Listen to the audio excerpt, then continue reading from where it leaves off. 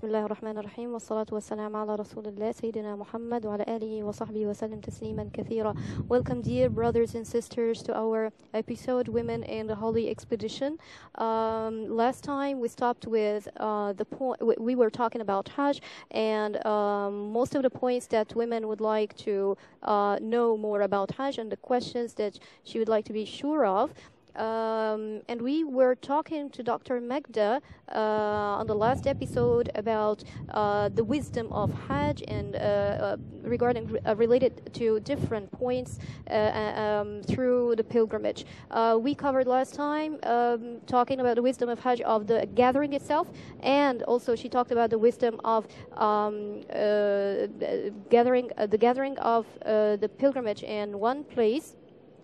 And also, she talked about other points. And, well, today we would like again to welcome Dr. Magda Aimer with us on our episode. Welcome, Dr. Magda, to our episode. Well, last time we were talking about the Labbaik Allahumma Labbaik, this issue, and why we turn around the Kaaba. Yeah, also, we talk about the wisdom of the Talbiyah. Exactly, the Talbiyah and the 7 times. And we stopped with the...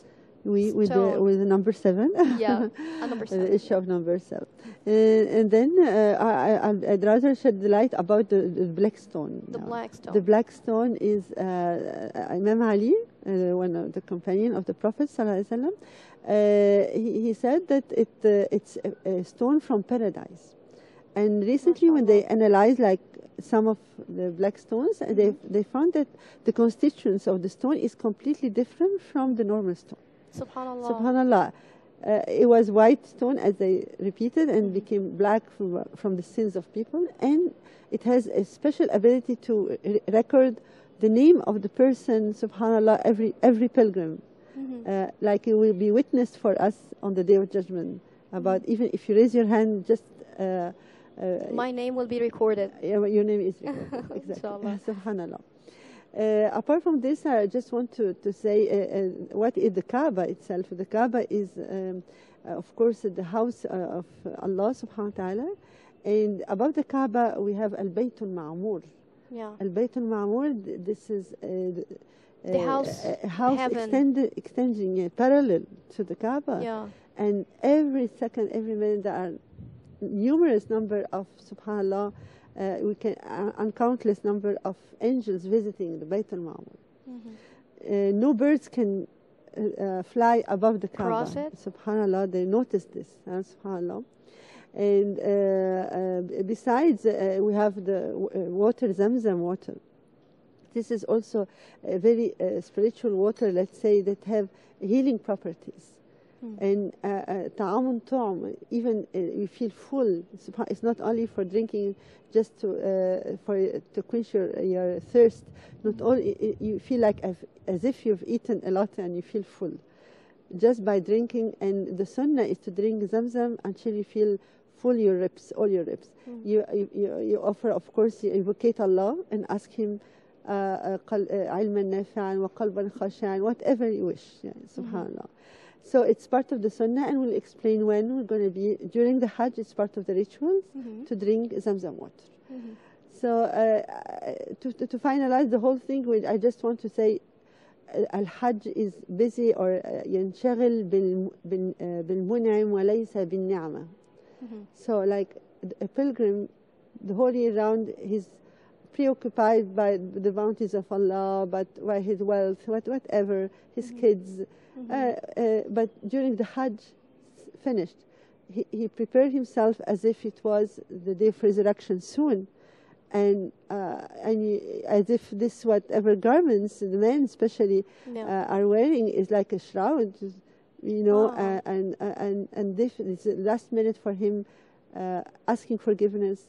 And look at all this huge number of people, million attending that day of Arafah.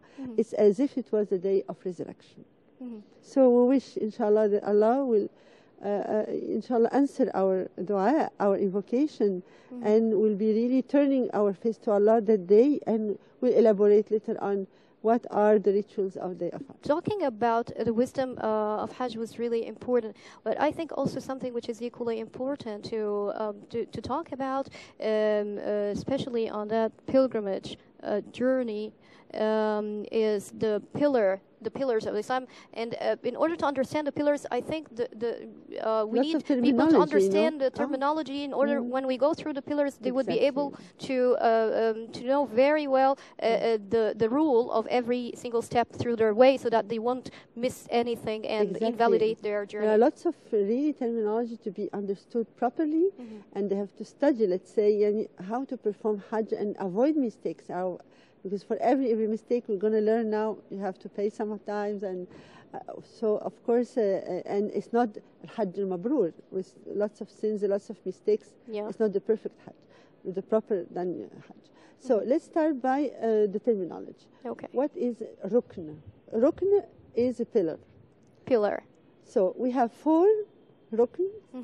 If we don't perform it properly and on time during the Hajj, our Hajj is invalidated. Okay. So really very important, very important.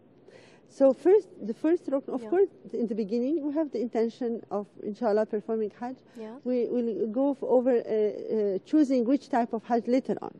But actually, what is the 4th Rukn is a state of Ihram. Yeah. To be in a state of Ihram. Okay. And the intention, we said. And you utter the intention, or you pronounce your intention while in a state of Ihram. Yeah. Second, we have Arafah. This is second pillar. Okay. Of course, you have to attend Arafah on the day 9th of Dhul Hijjah. And third will be Tawaf al-Ifada. And let's learn together, inshallah, this terminology, Ifada. I repeat, Ifada. Because you keep on repeating and repeating. Tawaf al-Ifada, this mandatory, of course, one of the pillars. And finally, Sa'i is this trip between the 2 mountains, Sa'i, going 7 times. Sorry, I just want to go back to the Ifada. What does it mean? إذا أفضتم من عرفات, that means once they move from Arafat and go to Ifada, coming after Arafat is this movement from Arafat into Mecca, or first Mina and then to Mecca. Okay. And it's coming from the Quran, إذا أفضتم من عرفات. All right. فاذكروا الله في أيام معدودات إلى آخره. So, as we said before, we have to learn properly what is the pillar. Then we move to another terminology, which is wajib. Wajib is like second degree, second level, not as important as a pillar, because if we miss a pillar, you invalidate your Hajj. But if you miss a wajib, you have to slaughter, you can compensate it. So alhamdulillah, there is a way to correct. So we give example of what is this wajib. Lots of wajib during the Hajj. And so important, of course, because you don't have enough money. Every minute you're going to slaughter and slaughter. It costs you a lot of money. So let's learn together what is wajib.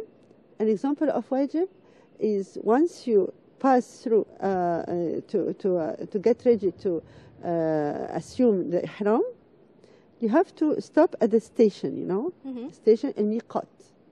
Okay. So let's go, you're coming this way, and then you have a miqat. You stop at this miqat to assume your ihram, and you get ready by praying 2 rak'ah for it, as a sunnah. If you pass the miqat without assuming ihram, then either you go back to the miqat or you slaughter as a compensation. Okay. So this is, of course, this is the first one. Second is to spend at least the first day of Arafah, the whole day. No, I'm sorry, to spend the whole day of Arafah till Maghrib time, and not to leave Arafah before. This is a wajib. If you leave like after Asr, for instance, then you have to slaughter because you missed a wajib. Another example of wajib. Wajib means that if someone misses it, he must slaughter. He has to compensate for it. He has to compensate for it. Yes, for it. Okay. Another wajib is to stay at least 2 days in Mina.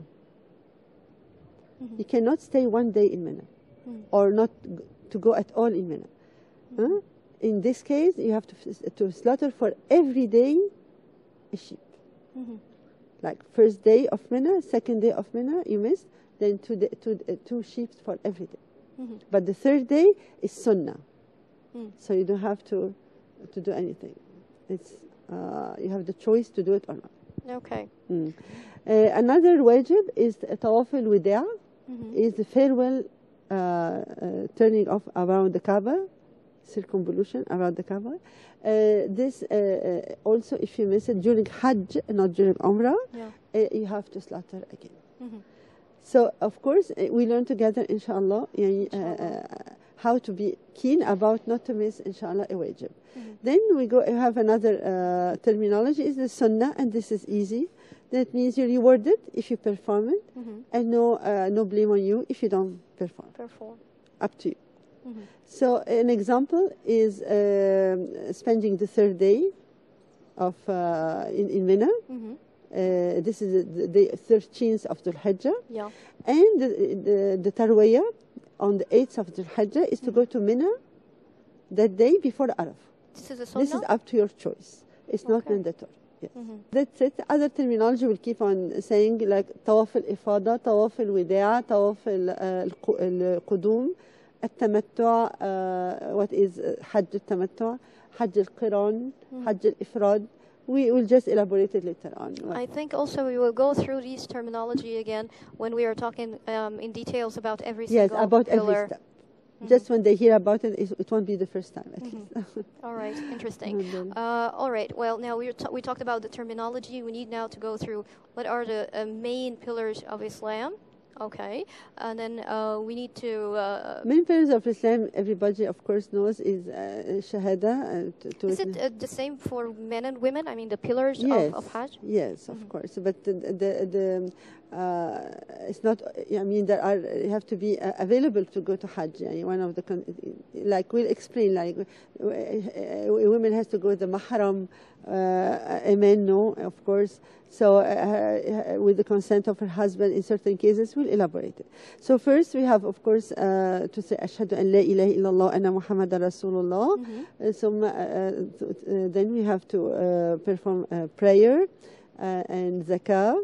Of course, the fasting of Ramadan, and Hajj liman istata' ilay sabil, whoever has the ability to, in terms of wealth and health. And for the women especially, to have extra thing is a mahram. Well, so this is the first... a woman that is well off, for instance, and healthy, and has no mahram, she's not bound to go to Hajj. Well, this is very important part that women, we need to go through it, yes. I mean, in more details. I mean, it has a lot of details around there. So I think that we're going to delay it for the next episode so that we can go through it closely, all right? And... maybe with other questions and about the other pillars of Islam, and especially when it comes to women, when they go through the other procedures that they have to go through to have a valid pilgrimage by God's willing. Well, I'd like to thank you, Dr. Magda, very much. And I'd like to thank all our audience. I just want to make sure today we covered some points. We covered the wisdom of Hajj in different points. We talked about the wisdom of the black stone. We talked about the wisdom behind the talbiyah and the wisdom behind the number 7 and the wisdom behind Zamzam water. Zamzam water as well. All right. And then we started... And the sacred house, of course. Subhanallah. It's our qibla. Exactly. We have... The essence of Islam is unity. We all of us, we face one qibla. Subhanallah. Well, I think this is a very interesting topic. It's endless. We just need to make sure that next time we go through it closely, all right? And I guess today we covered a very important part of the basics. All right, if you want to go to Hajj, now you know the terminology, now you know the pillars, even the first one, okay? And next time, by God's willing, we'll be continuing in more details. Thank you very much. The wajib especially. And the difference between the wajib and the rukn and the wajib. Going through it, we will know more examples to illustrate more on them. Thank you very much. All right, it was really a pleasure.